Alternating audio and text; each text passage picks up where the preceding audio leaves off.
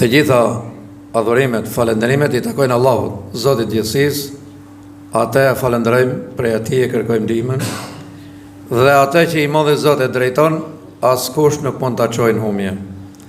Ndërsa atë që drejtësia e Zotit dhe veprat e tij e lën në humje, askush s'e ndihmon përveç Allahut xhelle xhelaluhu. Dëshmojmë se pejgamberi Muhammed është robi dhe i dërguar i Zotit. Allahu t'i lutemi që ta mëshirojë pejgamberin sallallahu alaihi wasallam, familjen e tij të pastër dhe të gjithë ato besimtarë dhe besimtare që ndjekin rrugën e tij deri ditën e gjykimit. Allahu na fal, na mëshiroj gjithë ne që jemi sot bashkë në këtë xhami, vëllezër besimtar edhe ju besimtare. Morim një ajet prej ajeteve të Kuranit që bën fjalë për gratë. Në xhumën e para kësaj xhumaje, domethënë para 2 xhumash, ne folëm se si burrat më u kujdes për gratë e tyre. Edhe i treguam disa gjëra, jo hollësisht se na shkon të shumë gjatë. Por ato që u deshën për burrat, them se i keni marrë mend. Ndërsa në këtë xhumë si duhet të jetë një grua kur ajo martohet dhe shkon tek burri i saj. Allahu xhelle xhelaluhu thot: gratë e mira janë ata të cilat janë të kujdesshme, të rujtshme dhe i ruajnë ato të fshehtat mrena familjes së saj, mrena bashkëshortit saj, edhe mrena farafisit mundësisht i ruajnë ato të fshehta që ka atje, sepse është ngrejt nga i fshat, nga i shtëpi, nga i qytet, për me kalu jetën me atë bashkëshort. Ne i përmendëm disa gjona që, si thosh ajo, këshilla ishte për burrat. Por kur thot Allahu një grua e mirë, do të jetë e kujdesshme. Një non po e këshillonte bijën e saj, kujdes, thoshte, se po hik nga shtëpia jote në një vend që s'e ke njoft asnjëherë, në një familje që s'ke nejt asnjëherë, me një shok apo burr që s'ke nejt asnjëherë. Pra të duhet 99% e kujdesit për derisa ka e pranuar pra me u bashku, me u martu, me shku në atë shtëpi. Pejgamberi sallallahu alaihi wasallam kur është këtë çështja e grave, ka fol vazhdimisht. Bile edhe në hutbën e lamtumirës, domethënë që nuk do të dilte më para xhamatit, para njerëzve, i thot: keni kujdes, gratë, se janë amanet i Allahut në dorë trupit. Por ka këshilluar edhe gratë, si me qenë të kujdesshme. Se një burr i mirë mund t'i qellojë bashkëshorte që i ka hyrë asaj punës martesës, por se shtoj gjatë. Jeta bashkëshortore, jeta kolektive, jeta e përbashkët, edhe jeta e xhamisë, që jemi në këtë moment në xhami, ka rregulla. Pra jo gjithë secili këtu mund të bëjë çfarë doj vetë, për shembull. Ta zajmë me fol gjithë, bëhet pazari dhe me në zinet asnjë gjë. E njëjta gjë është ke pranu.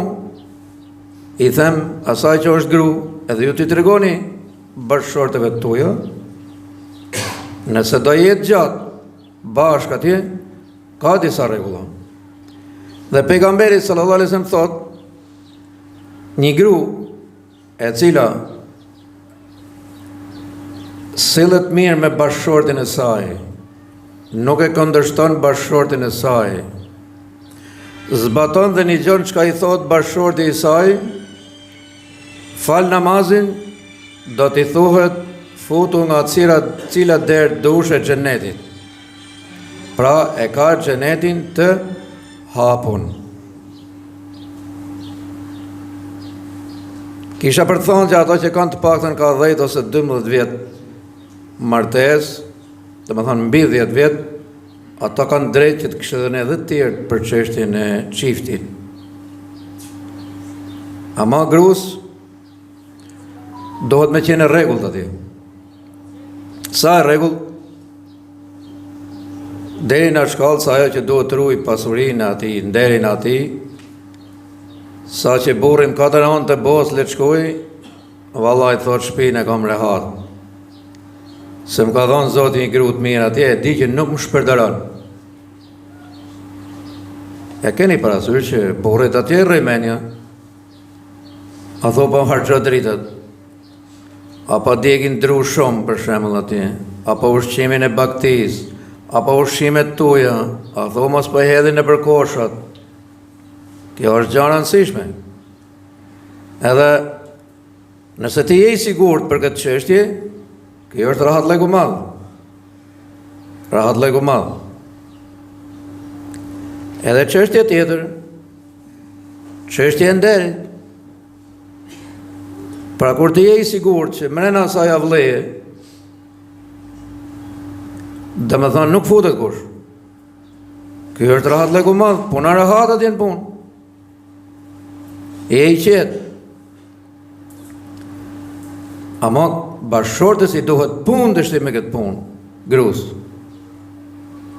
Se jeta ka hallë, ka të lashe, ka mashtrime, sidomos për kohën e sotshme, që mase shumë pak përqind mund tjetë lidhja e bashkëshortit me bashkëshortën, sepse lidhja tjetër është edhe me anë internetit, është i telefonin ma do e lojsh se s'bën. Burri e ka, në gruaja e ka. E kuptoni?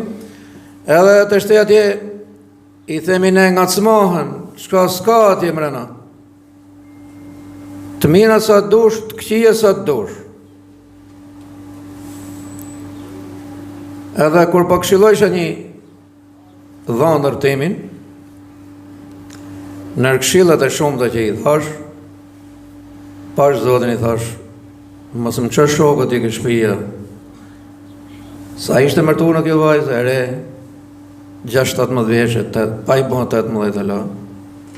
Mos më çoj shokët i ke shtëpia se kalamo është rrehet. I dor lekë hodë. Kur dihet që në përgjithësi femrat e kanë këtë lloj smundje, domethënë, që se përballojnë.